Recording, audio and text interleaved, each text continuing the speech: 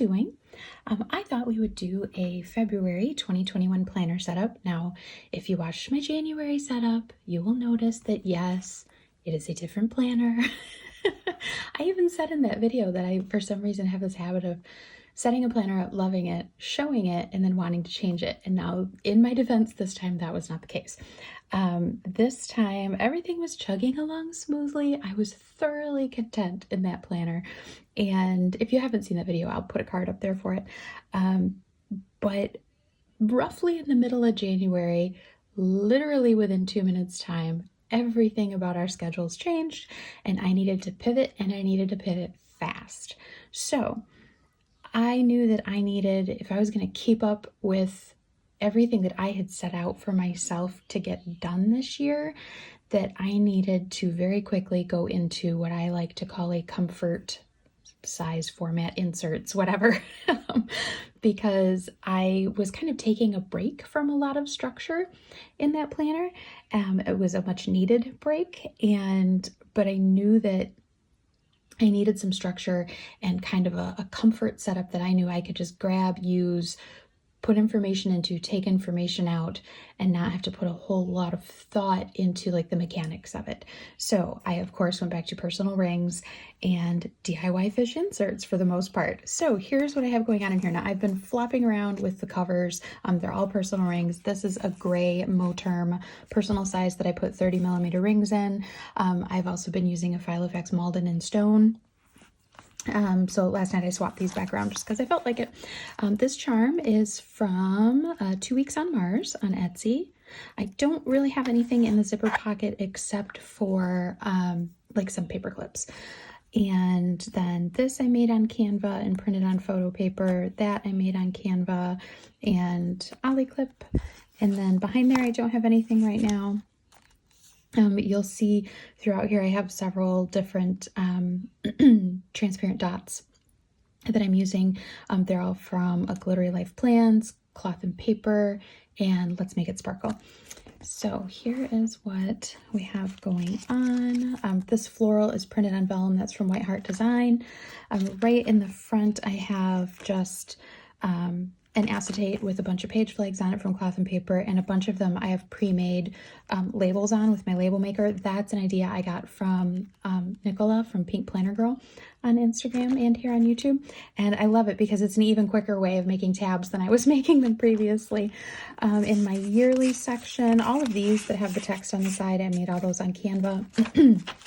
This is the Not Subtle dashboard from SMPlans on Etsy. And the first thing is just my 2021 overview. This is from AlibiDesignStudio on Etsy. And I have just marked important dates with transparent dots from Cloth and Paper. So I have like family birthdays, kids' days off of school, holidays. I think that's it. I think that's all I marked down there. And then the next thing would be my husband's schedule that I have written on a yearly pullout from Peanuts Planner Co. That's what that looks like. And then we go into the monthly. This back here was from Canva. This is from Marsia Bramucci Facebook group. And then this was all also on Canva. And then it's the monthly. So I have the full month's worth. This is the DIYFish V3S2 set. So that's my monthlies and my weeklies. January, I didn't do a whole lot with the tracker on it because he started this in the middle of the month. So I will, I'm going to leave that clipped. We'll pull out February instead. I have a love-hate relationship with trackers. Pretty sure trackers feel the same about me. So I have a bunch of stuff on the tracker in pencil. That is what the Foldout looks like. And then I have the full year in here. And then the next thing would be the weekly. I have the kids' schedules for remote learning. Several of these, I have the 6 months worth of weeklies in here, and most, if not all, of my covers, like that one's not, but several of my covers are from Mindy Plans on Instagram. She has freebies, and her Etsy shop also linked in her bio. So there are some really pretty, like I've just done them like that. So here is what, let's go to a blank one. So that's what a blank one looks like. So it's a week on a page plus notes. It's very Hobonichi weeks-esque. So over here, I'm just putting, I kind of mark off the side, and I put Liam's times for his Zoom calls for school on there. The other boys who are doing remote learning are older. I just make sure, you know, they are up in the morning, they've had breakfast, they're ready to go. I have their schedules in here, but they're older, so they're very self-sufficient as far as their own schedules. Liam's I kind of have to stay on top of. So just usually Zoom calls are at the same time, but you know, sometimes technology acts up and whatnot, times change. So those all just go there. And then the schedule, anything that's day specific, goes there. And then on this side, I kind of use the top roughly half.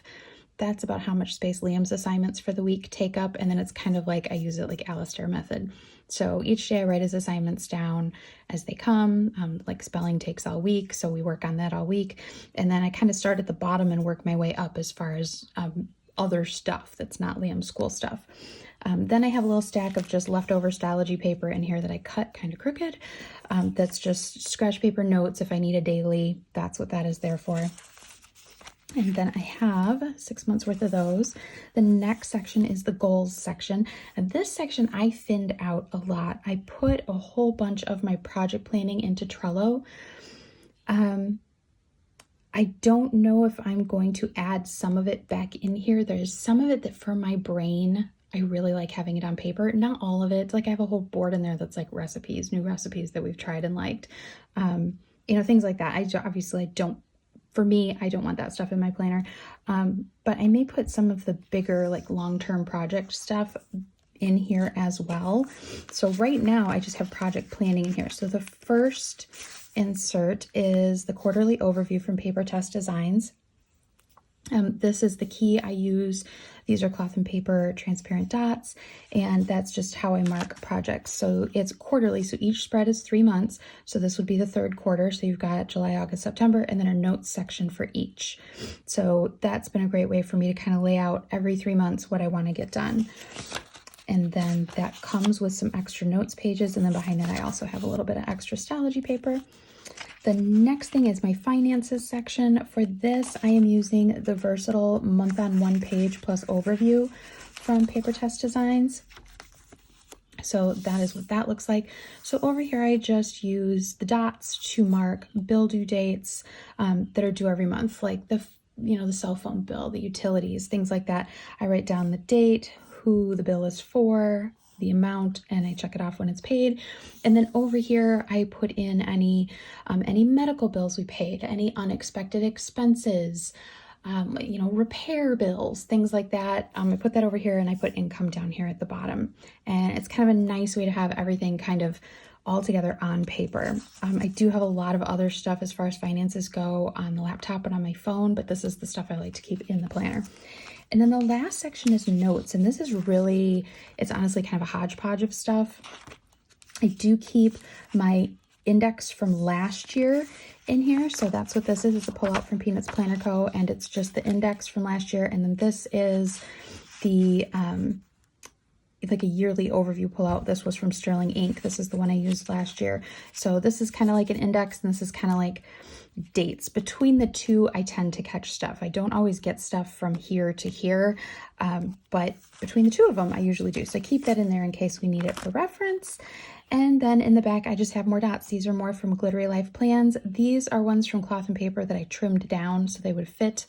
And then I believe in the big back pocket, I have dots and strips from Let's Make It Sparkle, and my go-to school stickers. These are from KaidensMomShops. These are the Hobonichi Weeks school page flags, and I love these. I'm going to have to order more. So that is it. That's kind of how everything is going. It kind of saved me in a pinch when I had to move quickly and kind of get a grip on things very fast. So basically information flows kind of from the yearly section into the monthly. I pull the goals for each month from the goals section into the monthly, and then that stuff kind of trickles down into the weekly, and then I use my weekly as my daily as well, so things get done. If you have any questions, please feel free to let me know. Thank you so much for taking the time to watch this, and I will talk to you soon. Thank you so much. Bye-bye.